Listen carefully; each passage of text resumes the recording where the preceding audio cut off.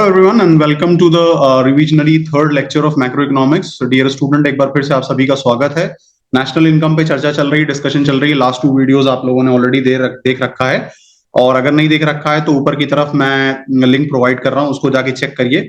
वहां से आप देख सकते हो और सारे इन कंसेप्ट को समझ सकते हो बहुत डिटेल में। तो आज हम इस पे बात करने वाले हैं, इस एक विषय जो बहुत इंपॉर्टेंट है उस पे हम चर्चा करेंगे, डिस्कशन करेंगे और समझने की कोशिश करेंगे कि जो अगला टॉपिक है जिसके ऊपर बात करना है, फैक्टर इनकम और ट्रांसफर इनकम, वो क्या होता है और उसका नेशनल इनकम में क्या इंपॉर्टेंस है। सबसे पहले अगर हम आ जाएं तो सबसे पहले क्या बात होती है, सबसे पहले हम चर्चा करेंगे और बात करेंगे कि फैक्टर इनकम बेसिकली होती क्या है। फैक्टर इनकम के ऊपर एक डिस्कशन कर लेते हैं कि ये फैक्टर इनकम होता क्या है और ये इसका नेशनल इनकम में क्या लेना देना होता है। सबसे पहले बात करें तो भाई एक बात ये समझ लीजिए कि जब हम प्रोडक्शन की बात करते हैं तो प्रोडक्शन में एक बहुत इंपॉर्टेंट टर्मिनोलॉजी होती है जिसको आपने क्लास 11th में भी पढ़ रखा है, जिसको हम कहते हैं basically factors of production. FOP मैं इसको शॉर्ट में लिख रहा हूं, factors of production. Factors of production का मतलब ये होता है कि कोई भी प्रोडक्शन चाहिए करना है तो उसमें बेसिकली 4 चीजों का इन्वॉल्वमेंट होता है। 4 चीजों का इन्वॉल्वमेंट होता है। उसमें क्या है? लैंड है, लेबर है, कैपिटल है और एंटरप्रेन्योर है। ये 4 चीजें होती हैं जिसकी मदद से आप किसी भी टाइप का प्रोडक्शन करते हो, और यही चारों चीजें जो होती हैं नेशनल इनकम का एक बहुत इंपॉर्टेंट कंपोनेंट होता है, बहुत ज्यादा इंपॉर्टेंट रोल प्ले करता है।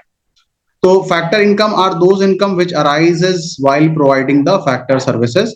Factor income arise when an individual is doing some amount of work and in return he is getting reward of those work, and that is why it is called as a unilateral concept। देखिए यहाँ पे एक बहुत important बात यह है कि factor income एक ऐसी इनकम होती है जो अराइज होती है। कब अराइज होगी? जब कोई इंडिविजुअल किसी भी प्रकार का वर्क कर रहा है, किसी भी प्रकार के वर्क में इन्वॉल्व हो रहा है, some amount of work and return he is getting reward, उसके बदले कोई रिवॉर्ड मिलना, और इसीलिए इसको क्या कहते हैं, इसीलिए हम इसको जो होती है वो क्या कहते हैं, बायलैटरल इनकम कहते हैं, क्योंकि ये 2 वे ट्रैफिक होता है। मतलब एक लेबर है, उसने काम किया तो उसके बदले उसको क्या होगा, उसके बदले उसको एक तरीके से हम वेजेस प्रोवाइड करेंगे। ठीक है।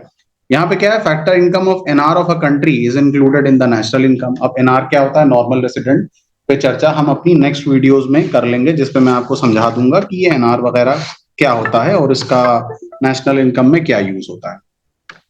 Factor income and factor payments are the 2 sides of a same coin. The one who will be paying according to them, it will be a factor payment, and the one who will be getting, they will be called as the factor income. अब देखिए यहाँ पे बहुत important बात यह है कि factor income और फैक्टर पेमेंट जो होते हैं वो एक ही सिक्के के 2 पहलू हैं। यानी जो उसको पे करेगा वो तो ये कहेगा कि ये क्या है, ये बेसिकली फैक्टर पेमेंट है, और जिसको मिल रहा है रिवॉर्ड वो उसको क्या कहेगा, वो उसको फैक्टर इनकम के नाम से कहेगा। यानी वो बंदा जो वर्क कर रहा है वो क्या कहेगा, वो ऑब्वियसली इसको एक तरीके से वो इसको एक तरीके का क्या कहा जाएगा कि ये एक तरीके का वर्क के तौर पे उसको ट्रीट करेगा।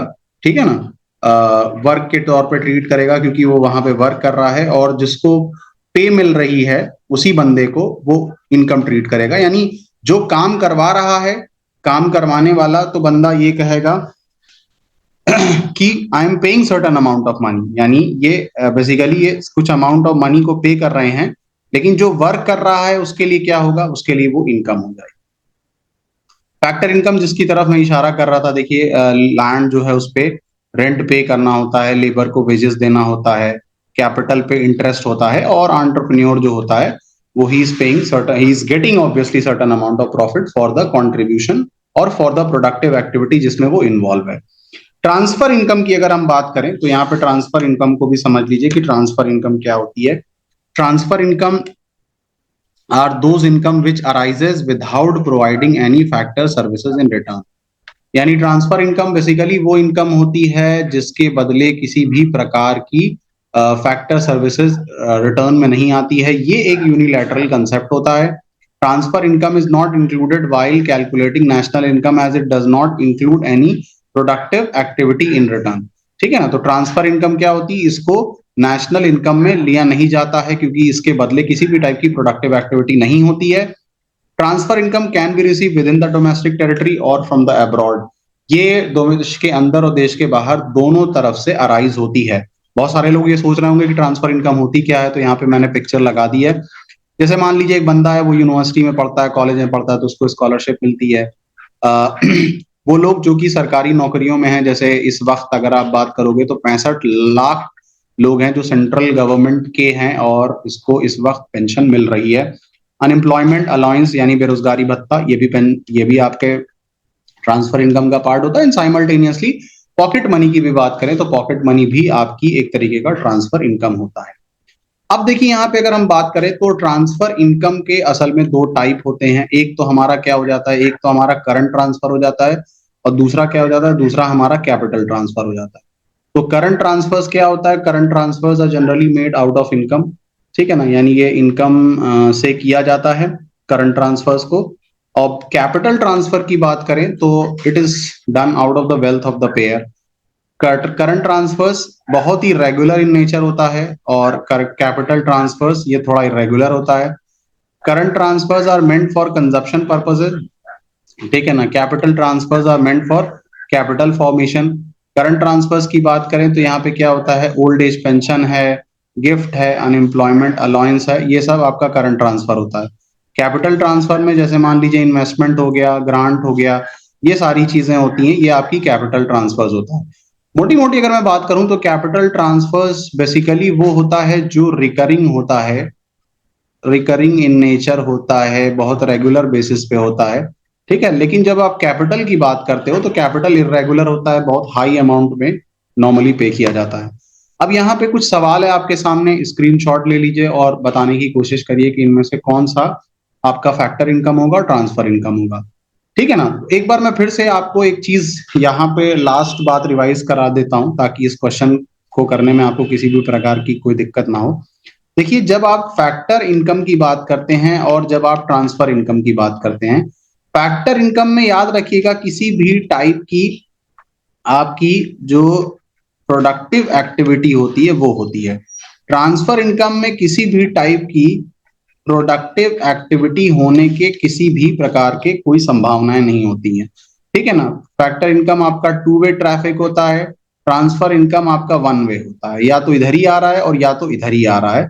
यहाँ पे किसी भी प्रकार के टू वे के चैनल को नहीं फॉलो किया जाता। इसीलिए आपने देखा होगा कि वहां पे मैंने एक बात बताया कि जो आपका ट्रांसफर इनकम होता है वो क्या होता है, वो यूनिलैटरल होता है, ठीक है ना। अब आगे आ जाते हैं तो यहाँ पे देखिए सबसे पहला सवाल क्या है, सबसे पहला हमारा जो क्वेश्चन है वो है एवरीवन। सो वापस आ जाते हैं हम अपने क्वेश्चन पे और उसको जरा सा देख लेते हैं क्या है।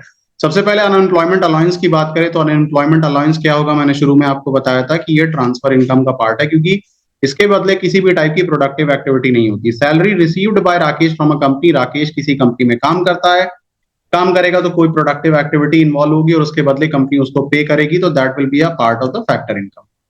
Financial help to earthquake victim, यहाँ पे ये क्या होगा, ये ट्रांसफर इनकम, इनफैक्ट ये कैपिटल ट्रांसफर इनकम का पार्ट होगा।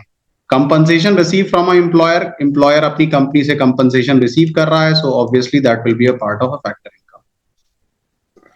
Claim receive from a insurance company by an injured worker, तो ये क्या होगा, ये आपका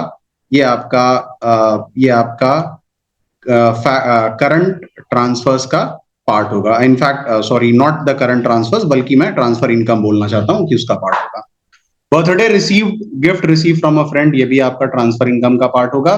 bonus received on Diwali, obviously आप किसी कंपनी में काम करते हो तो अदर देन द सैलरी आप कंपनी आपको फेस्टिवल्स के तौर पे कुछ पे करती है, तो वो फैक्टर इनकम का पार्ट होगा। सो ये एक पूरा डिस्कशन हमने ट्रांसफर इनकम और फैक्टर इनकम का किया, जिसमें हमने डिटेल में बात की कि सारी चीजें क्या होती हैं। छोटा सा टॉपिक था, नेक्स्ट टॉपिक में हम नॉर्मल रेसिडेंट और डोमेस्टिक टेरिटरी पे बात करने वाले हैं। So that was all about from my side. Thank you everyone for watching economics on.